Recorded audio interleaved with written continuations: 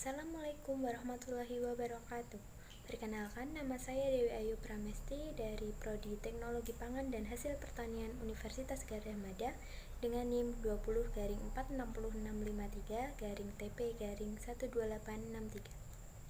Di sini saya akan memaparkan review jurnal tentang karbohidrat dari Journal of Diabetes Research dengan judul Glycemic Index and Load of Selected Ethiopian Foods, an Experimental Study.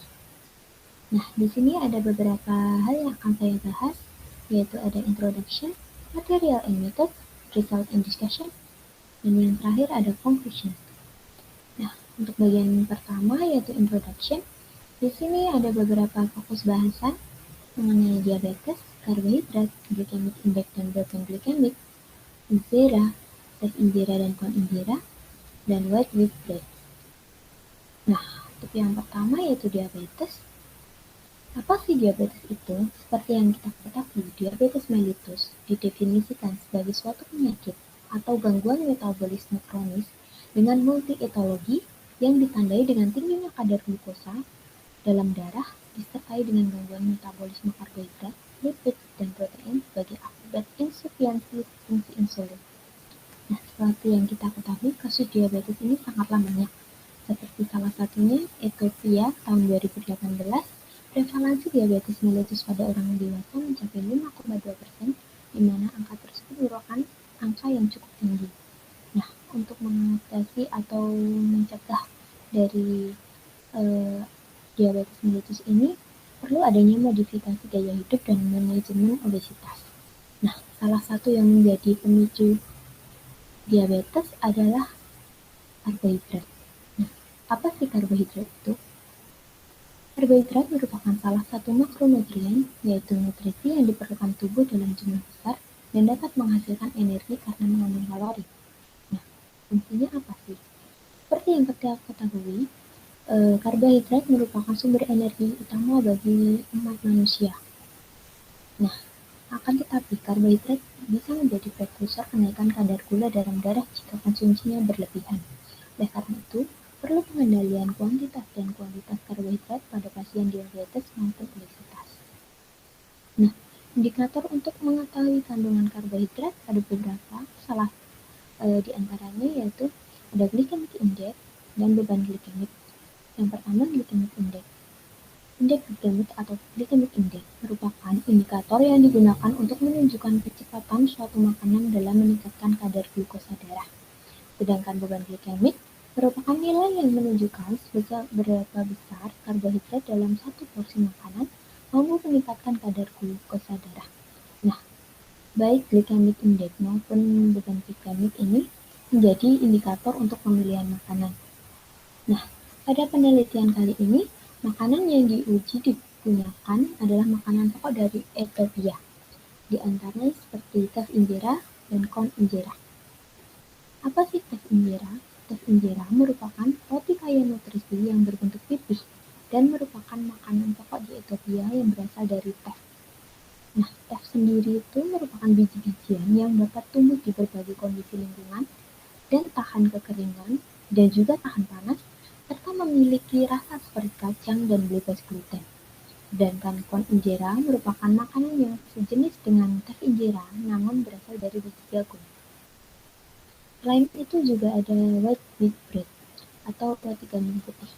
Roti gandum utuh merupakan roti yang terbuat dari tepung yang mengandung seluruh biji gandum. Nah, roti gandum utuh dengan bahan berserat tinggi seperti oat biasanya merupakan pilihan terbaik bagi penderita diabetes.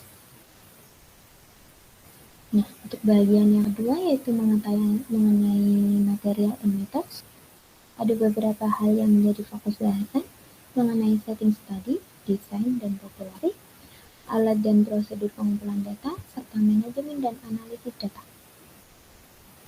Nah, untuk bagian yang pertama ada setting study, desain dan populasi.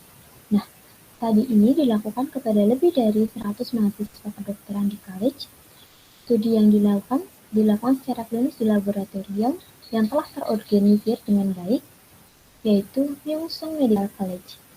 Dari hasil studi tersebut, direkrut 10 mahasiswa yang sehat dan non-diabetes yang berasal dari anjuran FAO dan WHO.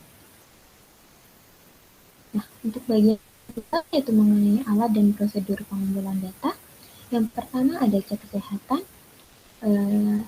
Adapun yang dicek yaitu mengenai grafis, tanda-tanda vital, dan indeks massa tubuh. Untuk pengecekan data demografi diperoleh melalui kuesioner.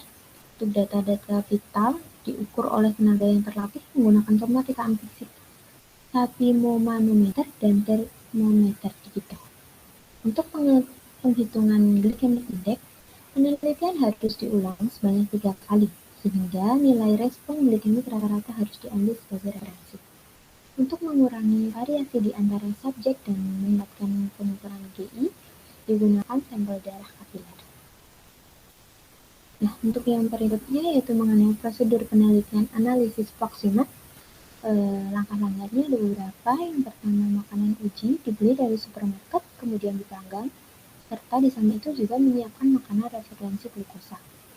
Nah, untuk yang kedua yaitu 50 gram karbohidrat makanan referensi glukosa tadi diberikan kepada setiap subjek dan diulang sebanyak 3 kali dalam waktu yang berbeda atau dalam kesempatan yang berbeda. Nah, untuk yang ketiga yaitu uji coba makanan uji dilakukan 1 kali pada setiap subjek dengan kesempatan yang berbeda atau waktu yang berbeda. Nah, untuk yang keempat yaitu penentuan kelembapan protein, serat kasar, dan air. Untuk yang berikutnya yaitu prosedur penelitian kadar glukosa. Langkah-langkahnya sebagai berikut, yaitu 50 gram setiap makanan uji dengan air sebesar 150 ml, kemudian dikonsumsi setiap peserta selama 15 menit. Nah, untuk selanjutnya yaitu mengenai penentuan kadar glukosa dilakukan setelah semua subjek berpuasa semalaman. Nah, untuk sampel darah dikumpulkan dengan melalui tusukan jari menggunakan lancet pada beberapa waktu setelah tangan dihangatkan. Setelah itu, sampel darah diletakkan pada strip test lalu dimasukkan ke glukometer. Nah, yang berikutnya yaitu mengenai manajemen dan analisis data. Untuk manajemen, peneliti memasukkan data dalam Microsoft Excel dan SPSS versi 20 untuk dianalisis. Ringkasan statistik untuk rata-rata dan kesalahan standar dihitung untuk masing-masing jenis makanan dan peserta. Nah, untuk yang kedua yaitu mengenai analisis data. Ini ada beberapa hal yaitu untuk menghitung indeks glikemik, variasi konsentrasi glukosa darah dari konsentrasi darah diambil untuk setiap periode. Selain itu, kurva respon glukosa darah diperoleh dengan memplot grafik dari rata-rata masing-masing respon glukosa darah sebelum dan sesudah pemberian makanan. Selanjutnya, untuk area tambahan di bawah kurva glukosa dihitung dengan metode trapesium. Setelah itu, mengenai perbedaan indeks glikemik yang signifikan secara statistik di antara ketiga makanan dianalisis menggunakan ANOVA satu arah. Nah, untuk perbedaan GI dan GA, tes injera dari injera jagung atau roti canai putih dianalisis menggunakan sampel independent taste test. Untuk beban glikemik makanan individu dihitung dengan mengalihkan GI makanan dengan jumlah karbohidrat yang dapat dicerna dalam porsi tertentu. Kemudian, beban glikemik makanan dikategorikan sebagai rendah atau sedang ataupun tinggi. Nah, untuk bagian yang ketiga yaitu mengenai result and discussion, ada beberapa fokus bahasan. Yang pertama mengenai analisis psikomat makanan uji, respon glukosa makanan uji, glikemik indeks makanan uji, beban glikemik makanan uji, dan pembahasan hasil. Nah, untuk yang pertama yaitu tabel analisis proximat. Seperti yang kita ketahui dalam tabel ini, roti gandum putih memiliki karbohidrat tertinggi yaitu sebesar 31,6 dan kandungan lemak terendah sebesar 1,3 dari makanan uji lainnya. Nah, untuk yang kedua yaitu area respon glukosa makanan uji. Seperti yang kita lihat dari grafik ini, kadar glukosa darah setelah pemberian tes injera, pan injera, dan wet bread mencapai nilai puncak glikemik masing-masing pada menit ke-60, 45, dan 90. Ada perbedaan yang signifikan dalam peningkatan glukosa darah pada interval waktu yang berbeda ketika membandingkan tes injera jagung, dan roti gandum putih dengan glukosa. Nah, untuk yang berikutnya yaitu mengenai glycemic index dan makanan uji. Seperti yang kita lihat pada tabel ini, nilai indeks glikemik rata-rata tes Injera ditemukan 35,6 yang mengklasifikasikannya sebagai makanan dengan indeks glikemik terendah. Rata-rata nilai glikemik indeks jagung Injera adalah 97,4 yang mengklasifikasikannya sebagai makanan dengan indeks glikemik tinggi. Nah, nilai indeks glikemik rata-rata roti gandum putih ditemukan 50,7 yang mengklasifikasikannya sebagai makanan dengan indeks glikemik rendah. Tes Injera jelas memiliki indeks glikemik yang jauh lebih rendah dibandingkan dengan jagung Injera dan roti gandum putih. Nah, untuk yang berikutnya yaitu mengenai beban glikemik makanan uji. Seperti yang kita lihat di sini, makanan glikemik dihitung dengan mengalihkan GI makanan dengan jumlah karbohidrat yang dapat dicerna dalam posisi tertentu. Dengan demikian, beban glikemik tes Injera, jagung Injera, dan roti gandum putih masing-masing adalah sebesar 7,2, 22,3, dan 15,9. Nah, yang berikutnya yaitu mengenai pembahasan hasil. Nah, tes Injera dan white wheat bread memiliki indeks glikemik dan beban glikemik yang rendah. Sedangkan jagung Injera memiliki indeks glikemik dan beban glikemik yang tinggi. Namun, sebuah penelitian yang dilakukan untuk menentukan indeks glikemik makanan Ethiopia terpilih pada tikus mengungkapkan bahwa indeks glikemik tes Injera, jagung Injera, dan roti gandum putih menjadi 35, 43,4, dan 57. Nah, ini kan halnya cukup berbeda. Nah, perbedaan indeks glikemik jagung Injera dan roti gandum putih ini mungkin karena perbedaan dalam pengolahan makanan antar penelitian. Di Ethiopia sendiri juga ada dua varietas utama jagung dan gandum yang ditanam. Varietas yang berbeda mungkin memiliki indeks glikemik dan beban yang berbeda. Nah, yang selanjutnya yaitu studi ini menunjukkan glikemik indeks pada roti gandum putih lebih rendah dibandingkan dengan tabel makanan glikemik indeks internasional dari berbagai negara yang berkisar antara 59 sampai 89. Nah, perbedaan tersebut dapat dikaitkan dengan perbedaan dalam pengolahan makanan dan kandungan serat tinggi dari makanan tersebut. Nah, untuk tes Injera, yang merupakan makanan yang umum digunakan di Ethiopia, memiliki kadar GI dan GL yang rendah. Tes Injera memiliki karbohidrat rendah, rendah lemak, dan kandungan serat yang relatif tinggi daripada dua makan uji lainnya yang berkontribusi pada nilai GI dan GL yang rendah. Oleh karena itu, tes Injera ini cocok untuk pasien diabetes maupun obesitas karena mampu meningkatkan kebutuhan karbohidrat tanpa menyebabkan efek samping dengan GI dan GR. Nah, yang selanjutnya yaitu conclusion. Di sini ada kesimpulan. Nah, jadi kesimpulannya, tes Injera dan white wheat bread memiliki indeks glikemik yang rendah dan dianjurkan untuk dikonsumsi oleh penderita diabetes. Sedangkan jagung Injera memiliki indeks glikemik yang tinggi dan tidak dianjurkan untuk penderita diabetes. Oleh karena itu, tes indeks Injera harus dipertimbangkan secara global dalam program modifikasi diet untuk diabetes dan juga proses pengolahannya juga harus dipertimbangkan. Nah, sekian dari saya. Mohon maaf apabila ada salah kata. Terima kasih. Assalamualaikum warahmatullahi wabarakatuh. Sebelumnya, saya mengucapkan banyak terima kasih kepada teman-teman yang sudah memberikan kritik dan saran yang membangun kepada saya serta beberapa pertanyaan. Nah, di sini saya akan menjawab beberapa pertanyaan tersebut. Yang pertama yaitu, apakah alasan penggunaan tes Injera, kon Injera, dan roti gandum putih pada penelitian ini? Nah, alasan digunakannya tes Injera, jagung Injera, dan roti gandum putih pada penelitian ini karena ketiga makanan tersebut merupakan makanan pokok dari Ethiopia.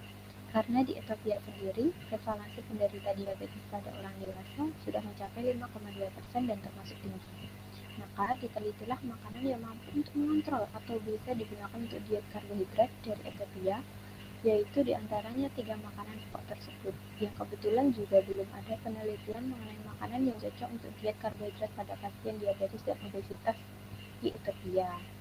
Untuk pertanyaan yang kedua yaitu, Apa yang menyebabkan indeks glikemik dari tes injera rendah? Nah, tes injera sendiri memiliki GI yang rendah karena tes injera dapat membantu memperlambat pelepasan gula ke dalam darah karena biji tes mengandung mangan. Nah, tubuh membutuhkan mangan untuk membantu proses enzim pencernaan yang tepat yang bertanggung jawab untuk proses yang disebut gluconeogenesis yang melibatkan konversi asam amino protein menjadi gula dan keseimbangan gula dalam aliran darah. Mangan mampu mencegah kadar gula darah menjadi tinggi yang dapat berkontribusi pada diabetes. Nah, kemampuan tersebutlah yang dapat menyebabkan GI pada tes injera rendah.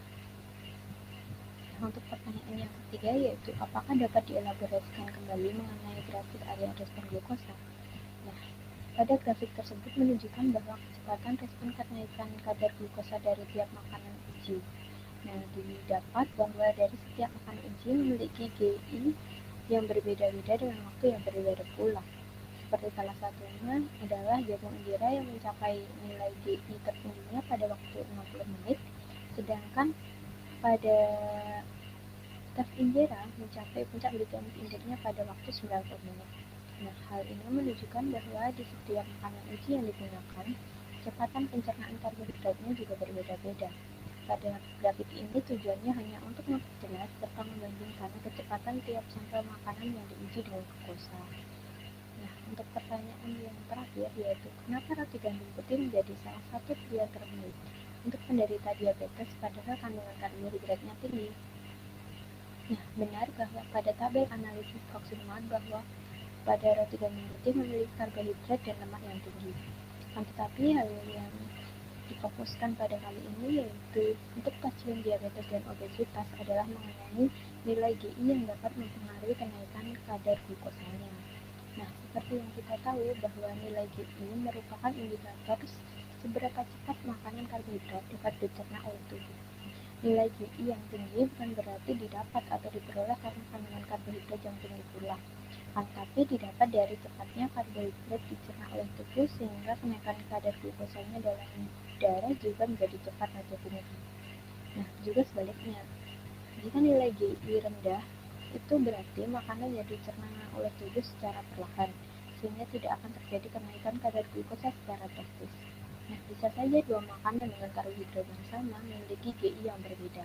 Nah, oleh karena itu, kandungan karbohidrat yang tinggi belum tentu memiliki GI yang tinggi pula, tergantung kecepatan tubuh dalam mencernanya. Ada pula makanan yang memiliki GI yang rendah tetapi kandungan lemak dan kandungan lainnya cukup tinggi, yaitu contohnya salah satunya adalah es coklat. Nah, terima kasih yang telah memperhatikan saya dan mohon maaf apabila banyak kesalahan dalam penyampaian. Terima kasih. Assalamualaikum warahmatullahi wabarakatuh.